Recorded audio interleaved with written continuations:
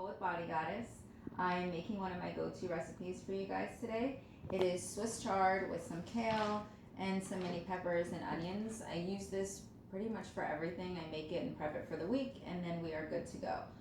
So I'm gonna start off with just chopping up some kale, and then we're just chopping a bunch of different stuff. Actually, I'll show you the Swiss chard first because it's really pretty, and I love using this, and it cooks up really well, so it holds its texture, and it's really good.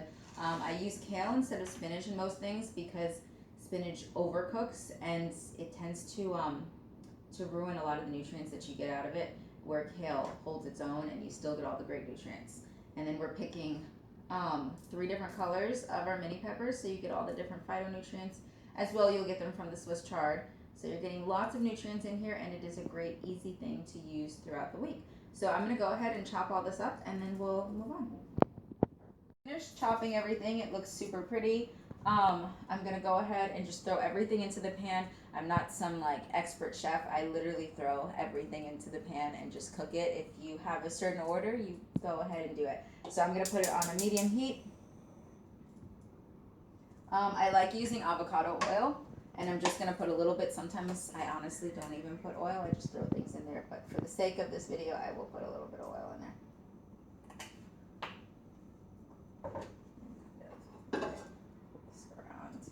No particular pan, I just happen to have a nice big wide one. So I'm gonna throw in my onions that I cut nice and big. And I've got some of these mini peppers.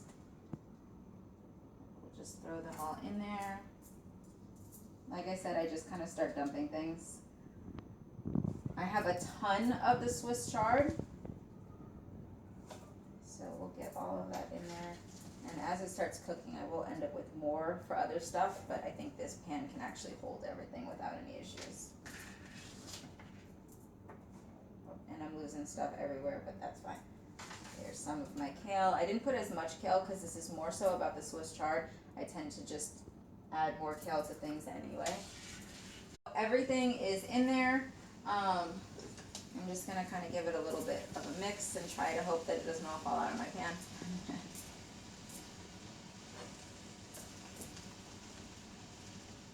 So you can season this with anything you want. I use it for so many different recipes that I try not to add any particular type of seasoning. I'll do just like salt and a little bit of, I put garlic in everything, so a little bit of garlic and a little bit of salt, because I'll use this to make tacos, I'll use this in pasta, I'll use it for everything. So I don't want it to have any really like strong flavor to it. Or you can add no seasoning as well, and that's just as good. So I'm just going to let this cook up. I'll add a little bit of salt and a little bit of garlic, and that's it. I'll show you when it's done. Alright, so this is it. This is the finished product. It cooks up really good, and it actually looks more pretty when it's done. Like there's so much, you can see all the different colors, which of course means lots of phytonutrients. So I usually will make something like this at the beginning of the week. Sometimes if I'm out of onions, I make it without onions. If I have something else, I'll throw it in there. Whatever veggies I have. Lots of dark leafy greens though is my favorite, and I can use this for everything. So basically that makes it easy for the whole week for me just to grab this and add it to something, so I'm not stressed about what I'm eating. So that's one of my ways of getting in really good nutrient rich foods. So I hope you like it.